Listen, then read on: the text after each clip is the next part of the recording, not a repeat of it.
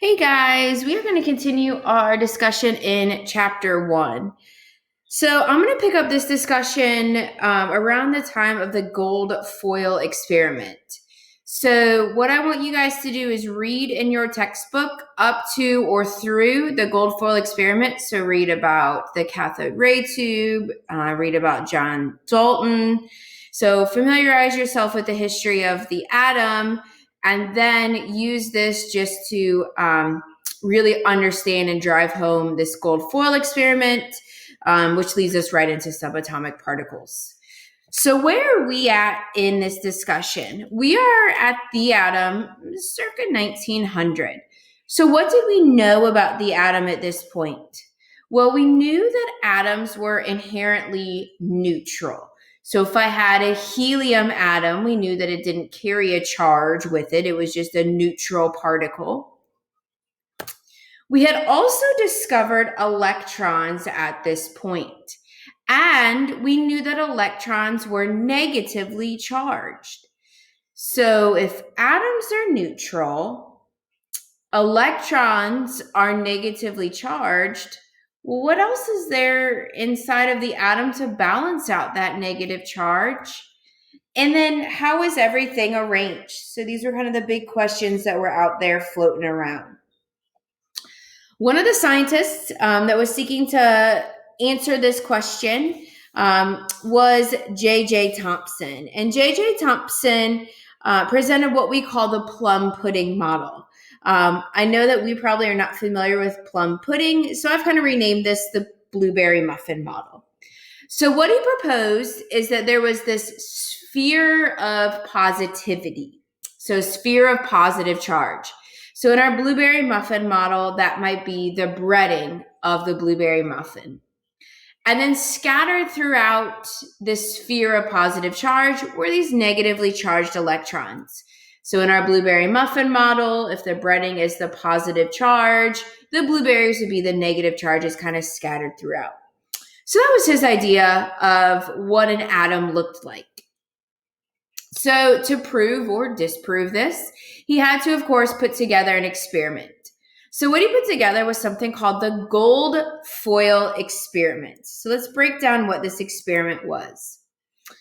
Here we have a source of what are called alpha particles. So not important that you remember that they're alpha particles. Just know that these particles are fairly large particles when we're talking about this field of nuclear chemistry here. So alpha particles were being shot at a piece of gold foil.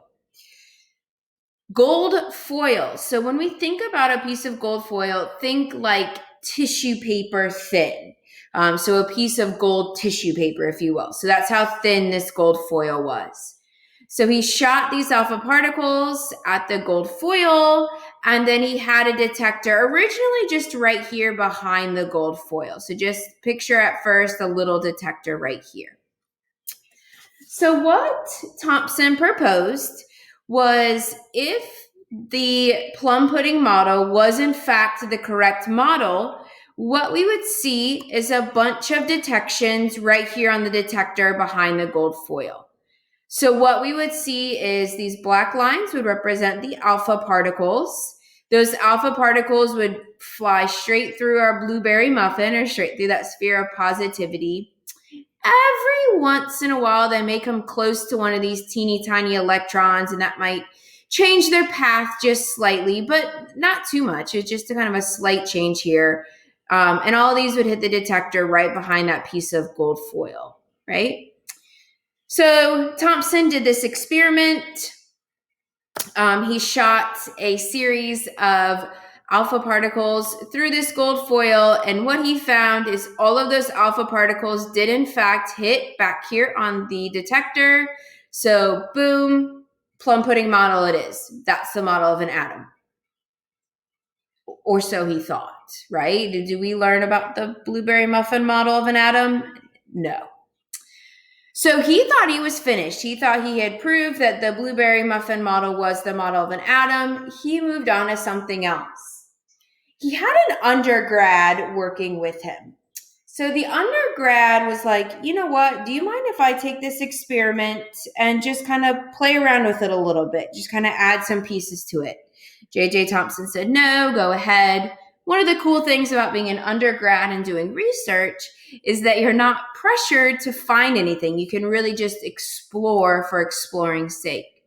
So what this undergrad did is he wrapped the detector all the way around this experiment, right? Wrapped the detector all the way around.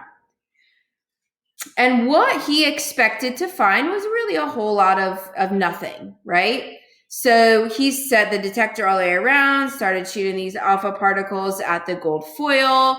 But what he found is every once in a while, there would be some detections over here by the sensor, right? So few particles that deflected at large angles. And he was like, well, it's, probably just noise from the instrument. So he took out the piece of gold foil. Those large deflective angles went away. Put the piece of gold foil back in. He got those readings again. Took the foil out. They went away. Put some lead foil in. He got those readings again. Took the lead foil out. They went away. So something was causing these particles to deflect at really large angles. There's nothing, if I click back here, there's nothing in the Plum pudding model that would allow us to understand this deflection, right? There's nothing here that would explain why something might deflect at a large angle. So imagine being this undergrad, going to your professor and saying, hey, remember that experiment that you were done with? Well, I think I found something interesting you need to look at. I don't think the plum pudding model is the correct model. Imagine having to go tell your professor that. So J.J. Thompson walked back in, looked at his data, and said this. He said, shooting alpha particles at a piece of gold foil and having particles deflect at large angles and even some deflect right back at the sensor, he said that was as surprising as shooting a bullet shell at a piece of foil and it coming right back to the gun. So that's how surprising this was to him. That was a really incredible finding. So what this tells us is that the plum pudding model is not the correct model of an atom. There's a reason that some alpha particles go into the gold foil and deflect at large angles. So what is it inside of these atoms that cause this large deflection? So now we have the nuclear model of an atom, and this is the model that we study now. So what the nuclear model of the atom tells us is that we still have a lot of empty space. So we see this yellow here, which is just a bunch of empty space. And scattered throughout that empty space is, we'll call it an electron cloud right now. So our electrons are kind of scattered throughout that cloud.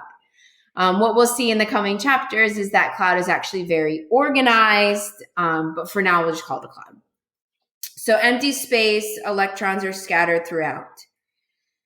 Inside of the center of this atom is what we call the nucleus. So the nucleus is a very, very dense region. So what makes it dense? Teeny tiny volume, huge, huge mass. Teeny tiny volume, huge mass. So inside of this very dense region is where we find all of the positive charge of that atom. So we still needed a positive charge somewhere to balance out the negative, and inside of that nucleus is where we find that positive charge. With this nucleus here being a very dense region, that gives us an explanation to these large angles of deflection. So our alpha particle comes into contact with this very dense nucleus and bounces off the other way. So it kind of hits a wall here and bounces the other way. So this nucleus then gives us an explanation as to why some of these alpha particles bounced back or back at the source. So just getting to know this nuclear model of an atom. Here again, we see this yellow represents that empty space. That's our electron cloud. Our electrons are scattered through there. Inside of this nucleus, this very dense region, is where we find all of our positive charge. It's where we find our protons and our neutrons. So here is just kind of the nuclear theory of an atom put into words. So most of an atom's mass, and for right now we can say all of the atom's mass and all of its positive charge, are contained in a small core called the nucleus. Most of the volume of an atom is empty space, and throughout that empty space, our electrons are dispersed. And then lastly, there are as many negatively charged electrons on the outside of the nucleus as there are positively charged protons on the inside of the nucleus. So that's where we get this electrically neutral. So the positive cancels out the negative. So when we observe the atom as a whole, it's a neutral particle. So now we have 3 subatomic particles. So subatomic, the prefix sub means smaller than, so smaller than atomic, so subatomic particles. We've got our proton, our neutron, our electron. So our proton has a mass. So here's the mass in kilograms. Typically when we talk about mass in chemistry, we talk about atomic mass units, so AMU. And what we see is the proton essentially has a mass of 1 AMU. Protons are positively charged particles, so proton positive. So the relative charge of a proton is, we call it a +1 charge. Also in the nucleus, we find our neutrons. So neutrons also have a mass. So essentially they have a mass also of 1 AMU.